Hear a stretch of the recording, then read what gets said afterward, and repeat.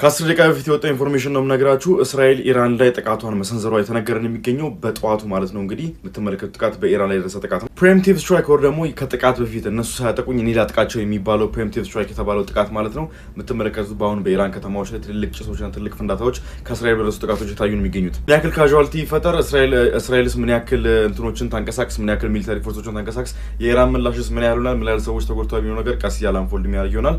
ይሄ እስካሁን ያለ መረጃ ይሄ ነው። መረጃዎች ሲወጡ ማሳወቃቸው ይሆናል። መልካም ቀን። ሶስተኛ ዙር ላይ እንደደረሱ ነው የተናገሩ የሚገኙት የእስራኤል ፎርሶች ማለት ነው። ልክ የባለፈው የ12ቱ ቀን ጦርነት ሲጀምር እንደነበሩ ዲካፕቴሽን ስትራይክ ወር ደግሞ ዋና ዋና አመራሮችን የመንግስት ዋና ዋና ከፍተኛ አመራሮችን ዲካፕቴት ለማድረግና እነሱን ለመግደል የሚመስል ስትራይክ ነው የተካሄደ የሚገኘው። ቢካዝ ዋና ዋና የገቨርንመንት ህንፃዎች ወር ደግሞ ዋና ዋና የመንግስት ህንፃዎች ሚኒስትሪ ኦፍ ዲፌንስ፣ ሚኒስትሪ ኦፍ ኢንቴሊጀንስ፣ የኢንቴሊጀንስ ቢሮዎች ምናምን እነሱ ላይ ጥቃት የደረሰው እስካሁን ድረስ የመረጃ ወር ደግሞ የኢንቴሊጀንስ ቺፍ፣ ከዛ በተጨማሪ ደግሞ መሱድ ፔዜሽኪያን የእንትኑ ፕሬዚዳንት የኢራን ፕሬዚዳንት፣ ከዚህም በተጨማሪ ደግሞ ሚኒስትሪ ኦፍ ዲፌንሱ እንደዚሁ ታርጌት ተደርገዋል ተብሏል። እስካሁን ድረስ ይሙቱ ይኑሩ አልታወቀም።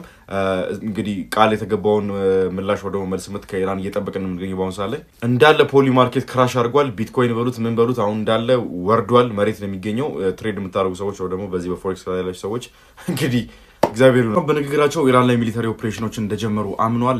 ለረጅም ዓመታት ለ40 ምናምን ዓመታት እንግዲህ የአሜሪካን ህልውና ስትፈታተን የነበረችው ሀገር ሙሉ በሙሉ ክራሽ እናደርጋታለን ደግሞ ሙሉ በሙሉ እንሰብራታለን የሚል መልእክት ነው ያስተላለፉት። ጆይንት ሚሊታሪ ስትራይክ ወይም ደግሞ በህብረት በጥምረት ያደርጉት እንደሆነ አሜሪካና እስራኤል በህብረት በጥምረት ያደርጉት እንደሆነ እንግዲህ መረጃዎች ወጡ የሚገኙት ሁለቱም ሀገሮች ተባብረው እንግዲህ የአሜሪካ ጀቶች እና ኤፍ-22 ምናምን እዚህ ኦፕሬሽን ላይ ተሳትፈዋል። ኦፕሬሽን ሺልድ ኦፍ ጁዳ ብለውታል። የጁዳ ሺልድ ማለት የጁዳ ጋሻ ማለት ነው። እንግዲህ ይህን ኦፕሬሽን የሰየሙት እነዚህ የምትመለከቷቸው ከተማዎች ላይ እንግዲህ ጥቃት የደረሰው ቲጋ ሳይቀር እነ ኦማን ድንበር ሳይቀር ቴህራን ምናምን ብቻ እነዚህ ከተማዎች ላይ ጥቃት ደርሷል። የኢራን መከላከያ ሚኒስትር አሚር ሀታሚም እንግዲህ ተገሏል ወይ ደግሞ ሞተዋል የተባለ መረጃ ወጣ የሚገኘው እስካሁን ድረስ ኮንፈርም አልተደረገም።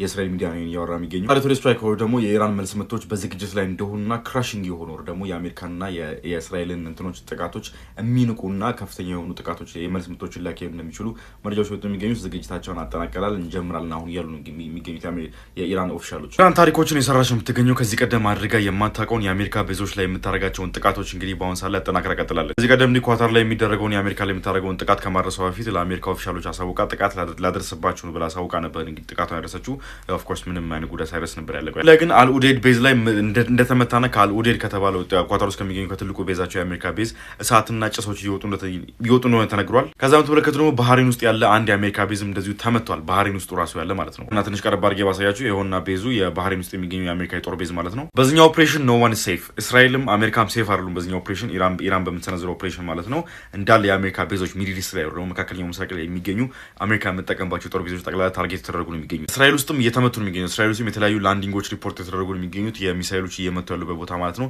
በጣም ከምላችሁ በላይ እኔ በህይወቴ እንደዚህ ፋስት ፔስ የሆነ ነገር ገጥሞኝ አያውቅም፣ አይቼም አላውቅም። ተዘጋጅተውበት የነበረ ነው የሚመስለው ሁሉም ነገር። እስራኤሎችም ኢራኖችም ተዘጋጅተው የነበረ ነገር ነው የሚመስለው እና ኦልሬዲ ፕላን የተደረገ ነገር ነው እየተካሄደ የሚገኘው። ኪፓፕ ለማድረግ በጣም እየከበደ ነው የሚገኘው። ግን ኪፓፕ ለማድረግ ሞክራለሁ። እናንተ ብዙ ነገር ለማድረስ ሞክራለሁ።